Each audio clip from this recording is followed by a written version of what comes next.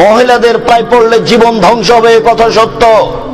মহিলা এমন একটা জাতি যে তাৎক্ষণিক কথা পরিবর্তন করতে পারে। এই বোকা ছেলে, তোমাকে যেই ওয়াদা দিয়েছে সময়ে সময়ে জেনার সাথে লিপ্ত হবে, ওই ওয়াদাই কালকে তোমাকে ভঙ্গ করে বিপদে ফেলে তোমাকে কোর্টে জেলে উঠাবে। তুমি সাবধান থেকো। তোমাকে আরো সতর্ক করছি, আজকের পরে তোমার মোবাইলে যেন কোনো মেয়ের নাম্বার আর না থাকে, কোনো মেয়ের সাথে যেন আর তোমার কথা না হয়। তুমি জেনার প্রতিশ্রুতি দিয়ে তার সাথে চলছ। তুমি জানো না জেনা মহাপাপ, তোমার অবৈধ সম্পর্ক আজও চলছে। এই নারী তোমার ইহকাল ধ্বংস করবে, পরকাল ধ্বংস করবে, তোমার বংশকে ধ্বংস করবে, তোমার জাতিকে ধ্বংস করবে, তোমার বাপকে ডুবাবে, তোমার মাকে ডুবাবে, তোমার বংশকে ডুবাবে। তোমার সাথে কথা উল্টিয়ে দিয়ে কালকে তোমাকে জেলে দিবে।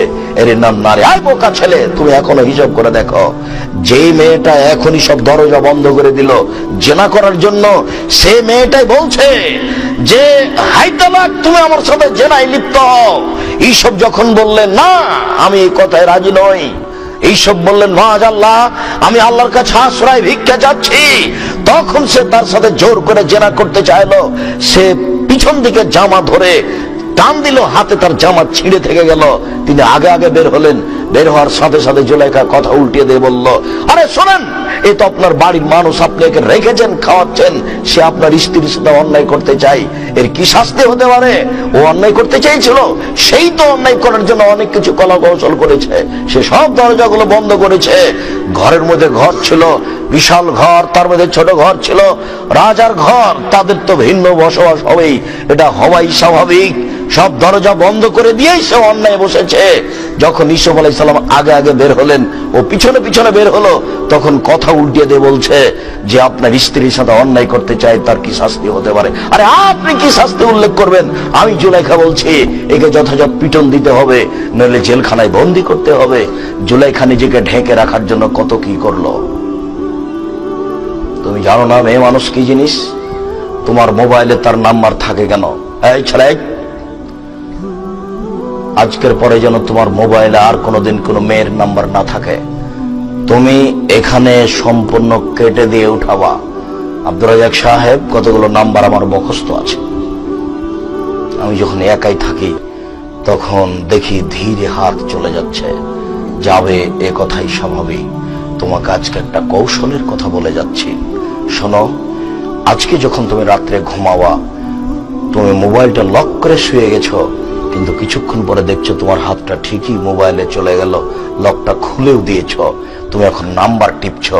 এরকম একটা পর্যায়ে যখন আসবে, তখন তুমি লাফ দিয়ে উঠে ল্যাপটপ ফেলে দিয়ে তুমি ঘরের বাইরে চলে আসো, আর তুমি মুখে বলো তোমার মুখে লাথি মারি, আর পাটা তুমি পায়ের মাটির উপরে এভাবে ঘষটাতে থাকো, কচলাতে, তোমার মুখে আমি লাথি মারি, ছি ছি, তোমার মুখে আমি থুথু মারি, নাউজুবিল্লাহ মিন জালিক।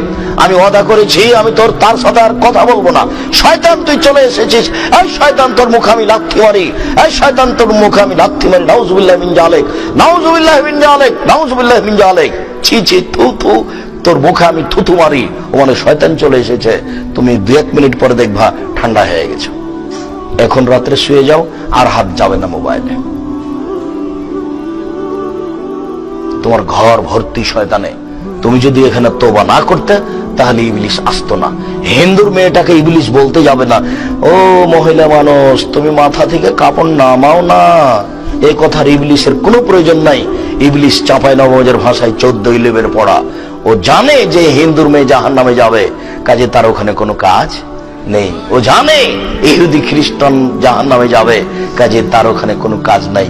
তুমি তোবা করনি, তার আগে ইবলিশ তো তোমাকে লাগিয়ে দিয়ে খুব আনন্দে ঘুরছে। আজকে তুমি তোবা করেছো, তাই ইবলিশের মাথা ব্যথা। এখন কি করি, কেমনে কে ফাঁকি দিয়ে, আমি তো আল্লাহর সামনে বলেছি একে আমি দেখে ছেড়ে দেবো। এবার তার মাথা ব্যথা, সব ব্যস্ত, খুব চিন্তায়। তুমি খালি সর সাথে সাথে ঘর ভর্তি, ও এসে বলছে, ও এসে বলছে, খালি তোমার মাথায় বলছে কি করি। তার সাথে কথা বলাই লাগে, একটু বলি না, একটু বলবো, কি করি। এসব শয়তান করাচ্ছে। যাকে দেখতে পাওয়া যায় সে হলো মানুষ শয়তান, আর যাকে দেখা যায় না অন্তরে জায়গায়, তার নাম জিন শয়তান।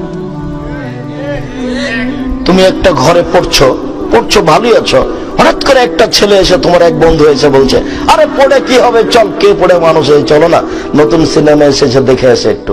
তখন তোমার পড়ার মনটা ওখান থেকে উঠে গেল।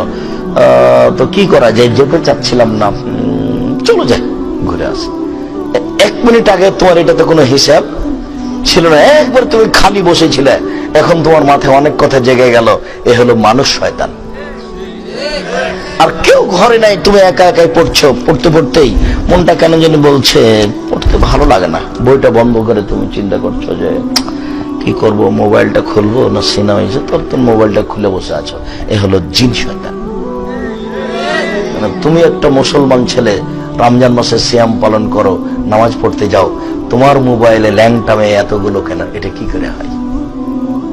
আবার বাপ মা সবাই মিলে তোমাদের টিভিটা খোলা থাকে, যখন নাচ হয় মেয়ে তখন তোমার মাও দেখে, তোমার বাপও দেখে, তুমিও দেখো। মানে এরা সব গরু ছাগল পশু প্রাণী। বুঝেও বুঝে না ওরা অন্তর আছে, বুঝে না, দেখেও দেখে না ওরা চক্ষু আছে, দেখে না, শোনেও শোনে না ওরা কান আছে, শোনে না। ওরা একে কালানাম, তারা পশু প্রাণীর মতো, তারা গরু ছাগলের মতো, তারা কুকুর শ্রীগালের মতো, ভালো হওয়া যায় বরং তার চেয়ে খারাপ। তবে এখনো তোমাকে আল্লাহ গরু বলেননি। কেন? গরু কোনোদিনই মোবাইল আর এই টেলিফোন টিভি বন্ধ করতে পারবে না। তুমি ইচ্ছে করলে আজ থেকে বন্ধ করে দিতে পারো। গরুর মধ্যে আর তোমার মধ্যে পার্থক্য আছে। আল্লাহ তোমাকে বলছেন গরুর মতো, বলছেন না যে গরু। কোন সময় আল্লাহ আপনাকে সরাসরি গরু বলেননি, বলছেন গরুর মতো। তার মানে মা বাপ ছেলে মেয়ে সবাই ল্যাংটা মেয়ে দেখছি। তো এখন যদি বলে যে আমরা ভালো মানুষ, তাহলে হলো কথা? যদি এখন সবাই বলে যে আমরা তাহাজ্জুদ পড়ি, ওর মাও তাহাজ্জুদ পড়ে, তো এটা ভালো হলো কথা? এটা কি কথা হয়? এটা হয় না।